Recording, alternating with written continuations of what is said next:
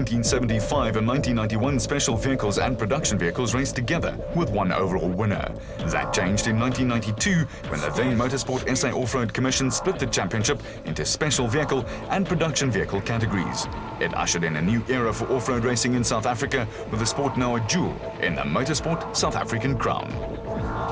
In the mid-90s, Palabora-based brothers Kali and Herman Silwald won the South African Championship and now compete against each other. Herman and son Wichard won the 4x4 Megaworld 400 and were keen to keep the momentum going. Yes, we would like to continue on the performance that we had the last race. The car really worked well. We've done minor changes for this race, but I think the car is working much better. So the main thing now is to keep it on the road and finish it. It's a long race, and the desert hasn't been that good to us in the past 3-4 years. So we hope to finish well and with a good result. At 68, Bodo Berthold was the oldest driver in this year's event and has not missed a Toyota Desert race since 1976. Off-road racing runs in the Berthold blood, and Bodo has seen his sons Bevan and Gary follow in his footsteps and has no thoughts of ever calling it a day. So I think it was about 1976 that they started it. And in those days we used to race a little Beetle. And it was quite a feat in those days to get through everything with a Beetle. But we had a hell of a lot of fun, and ever since the first one, that's always been my motto, to have as much fun as possible. That's what we're here for. A couple of blasts from the past. Lindy Besadenhout is one of far more recent vintage, but leads the Class B championship with father-in-law Bez Besadenhout, and was a little on the nervous side before her first taste of the desert race. I'm quite nervous, but I'm also looking much forward to this. I think it's going to be a big challenge. 1,000 kilometers is not just a physical challenge for the crews, but also for the cars. And so far in the championships, our car has proved to be very reliable, and we will probably have a strategy of saving the car tomorrow and give our best on Sunday and hope we can keep up the good points in any way. With just 14 points separating the top 4 crews in the Special Vehicle Championship, there were high stakes in Botswana for those involved in the battle at the top of the leaderboard.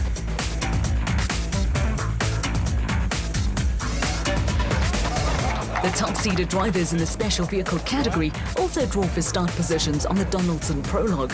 Pressure and Class B championship leaders Johan van Staden and James Rousseau went up a notch or two when they drew first on the road, although van Staden was not too concerned about the situation.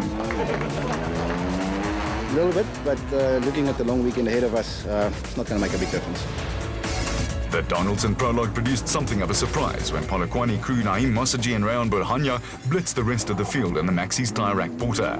Mossaji and Borhanya produced a stunning performance to finish 34 seconds ahead of 07 winners and SA champions Kali and Quinton Sulwalt in the Elegant Fuel Bat. The Sulwalts reported a trouble-free run, but could not match Mossaji and Borhanya for pure pace.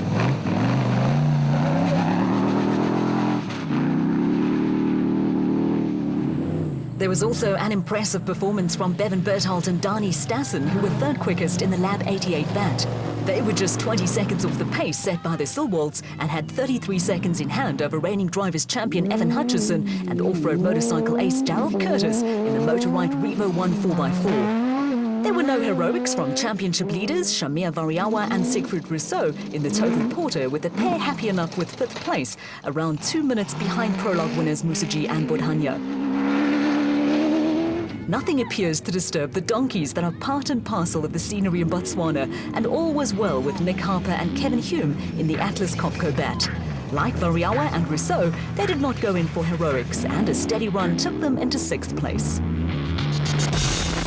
Class B championship leaders Johan van Staden and James Rousseau did not try to prove a point either, and were happy enough to let quicker Class A cars go past. A puncture was to drop them down the pecking order, with the Atlas Copco crew finishing a disappointing 9th in class. There were problems for Colin Matthews and Alan Smith, with a dodgy gearbox slowing progress for the Century Racing pair. Members of the Botswana Police Service were much in evidence along the route, but for these two there was little to do by way of crowd control. It was also a rather quiet day at the office for Herman and Wichard Sulwalt. They reported a trouble-free run too, but were a little disappointed with 8th place. Herman did the driving when he and brother Kali won the South African Championships in the mid-90s. Now both brothers go racing with their sons, with Herman and Wichard scoring their first win together on the 4x4 Mega World 400. while Cully and Quinton campaign a BAT and SVR built by arch rival Shamir Variawa is the preferred mode of transport for Herman and Wegat.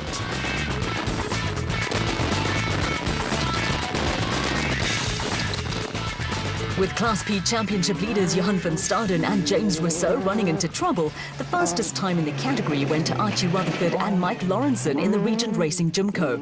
They were racing ahead of another father and son team in Nardus and Louis Alberts, who were happy with the steady run in the Rapsabat. For the special vehicle runners, it was tough going in the tight and twisty sections, and it was no surprise that 8 out of the top 10 overall on the prologue were production cars. The second fastest time in Class B went to Mark Corbett and Rudy Balzar in the Century Racing CR2. Corbett has fond memories of the desert race and won the special vehicle category in 2000 along with co-driver Juan Moore.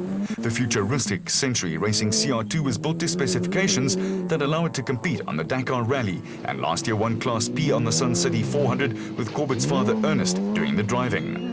Third fastest in Class B was Swaziland-based John Thompson and stand-in navigator Zelda Niemand, who was deputising for Clinton McNamara.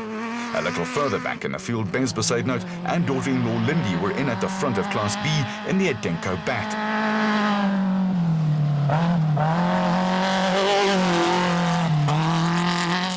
The Cape-based crew were being chased by Kutsiela Beskagni and daughter Sandra in the Raysonic Zarko, and at the finish, the two crews were separated by just 3 seconds.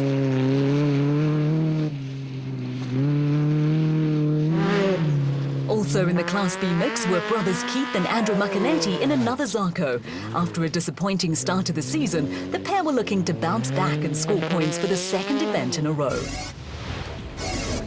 Back at race headquarters, it was time for service crews to ready their chargers for battle on the morrow, and while they swung into action, we caught up with some of the drivers. So far I'm enjoying it very much. I drive production vehicles for 16 years. Before that I had a couple of years in the old type of Sandmasters, but this new generation Sandmasters are beautiful. Today we got drilled by 3 minutes overall by the four-wheel drives, but when we get into the quick stuff, in the long roads, we're doing 198, they're doing 165. So somewhere we've got to get something back. But it's hard in the desert. I'd say the four-wheel drives are a little bit better, you know. Yeah, we had a reasonable time today. The plan for the rest of the weekend is try and get in the front, but also the main thing is just to finish. So we're going to go a bit tomorrow, and then I think the race is really on Sunday. You know, it all just looked like it won't come together. We worked all the last minute before the prologue, and I don't know, maybe in God's hands he showed us something. The Toyota Kalahari Botswana 1000 Desert Race draws crowds like bees around a honeypot, and from early morning, enthusiasts were flocking to the start in Kumakwane. Times have also changed, and gone are the days when off-road crews had to get up at 4 a.m. for a 6 a.m. start. Nowadays, races start at a far more civilized hour, but there is still plenty of activity in the pits as teams get ready for what is going to be a long and tough day.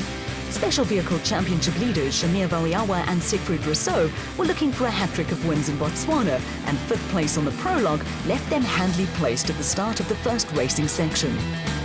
Yeah, well, considering the last 2 prologues, we had a dismal one, but yesterday I just wanted to have a clean prologue, and it's exactly what happened. We had a clean prologue.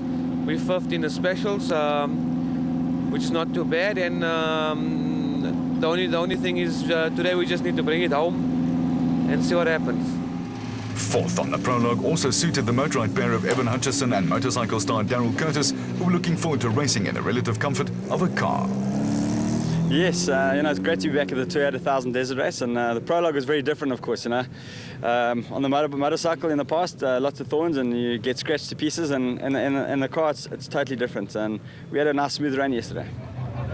Production Vehicle Championship leader Chris Visser has a calm approach to his racing and was quite happy with 6th on the grid. Yeah, no, I think we're starting 6th, and yesterday was a good day for us. We didn't make any mistakes. The last maybe 15 kilometers, the passing actually let us down.